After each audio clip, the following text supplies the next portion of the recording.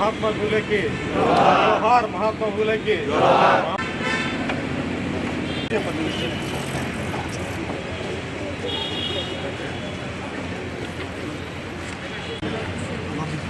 అందరు నిలబడ తీసుకుంటాం రమ్మనండి తెచ్చేయండి పిల్లలు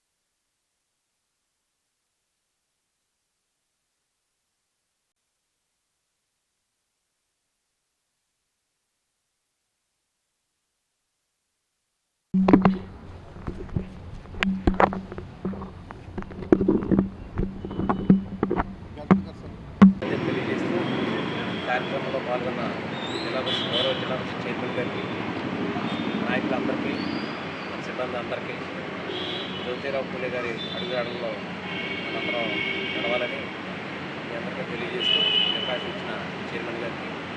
జ్యోతిరావు పూలే 130వ వర్ధంతి సందర్భంగా మనం పుష్పాలతో గల్లవాళ్ళ అర్పించడం జరిగింది. ఈరోజు మన రాష్ట్రం అంతా కూడా అన్ని చోట్ల కూడా గల్లవాళ్ళు చేస్తున్నారు. మహాత్మా జ్యోతిరావు పూలే కోసం మనం చాలా ఇదే స్టేజ్ మీద ఆయన యొక్క బాల్యం కానీ, ఆయన యొక్క విద్యాభ్యాసం కానీ, ఆయన యొక్క సంస్కరణల కోసం కానీ, ఆయన యొక్క పెళ్లి కానీ, లేదు ఆయన కోసం ఆయన ఏర్పాటు చేసిన స్కూల్స్ కోసం అనేక సార్లు మన స్టేజ్ మీద మనం చర్చించడం కూడా జరిగింది. అయితే ఆయన యొక్క ఆశయాలను మనం నెరవేర్చేటట్టుగా మనం ఉండాలి.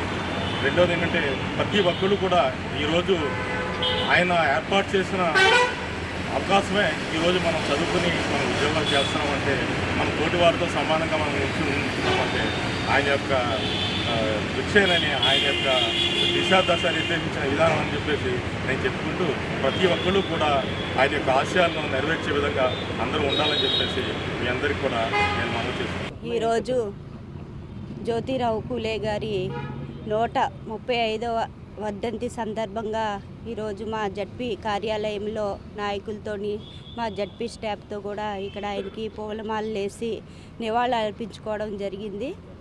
ఆయన ఒక సామాజికంగా ఉంటూ సేవలు అందిస్తూ ఉండడంలో ఆయన ముందు ఉండి నడిపించడం జరిగింది. స్త్రీల హక్కుల కోసం ఆయన ఎన్నో పోరాటాలు చేశారు. ప్రతి స్త్రీ కూడా చదువుకోవాలి అనే ఉద్దేశంతో ఆయన ఎన్నో పోరాటాలు చేశారు. ఆయనే కాకుండా ఆయన భార్య కూడా చదువు పట్ల ప్రతి ఒక్కరికి కూడా అవగాహన ఉండాలనే ఉద్దేశంతో ఆవిడ కూడా ఎన్నో పోరాటాలు చేసి ప్రతి ఒక్కరు మహిళ చదువుకుంటేనే ముందుకు సాగుతుంది, గౌరవం ఉంటుందనే ఉద్దేశంతో వాళ్ళందరూ చేయడం జరుగుతుంది. దానికి కారణంగానే ఈరోజు మేమందరం కూడా ధైర్యంగా ఒక మహిళ రాజకీయాల్లో ఉండాలన్నా, ఉద్యోగం చేయాలన్నా కూడా ఈరోజు ధైర్యంగా చేస్తున్నామంటే అంత మహనీయుల పోరాటమే ఈరోజు మేమందరం కూడా ఇంత గొప్పగా ఇక్కడ ఉన్నామని వాళ్ళు తలుచుకోవడం అనేది కూడా ఎంతో మాకు అదృష్టంగా మేము భావిస్తున్నాము. ప్రతి మహిళ కూడా ఈ రోజుల్లో చదువుకుంటూ తన కాళ్ళ మీద తను బ్రతుకుతూ ఒక నలుగురిని బ్రతికించడం అనేది చాలా సంతోషంగా ఉంది. ప్రతి ఒక్క మహిళ కూడా చదువుకోవాలని, ఉన్నత స్థాయికి వెళ్ళాలని కోరుకుంటూ నాకు ఈ అవకాశం ఇచ్చిన మీడియా మిత్రులందరికీ కూడా ధన్యవాదాలు తెలియజేసుకుంటాను.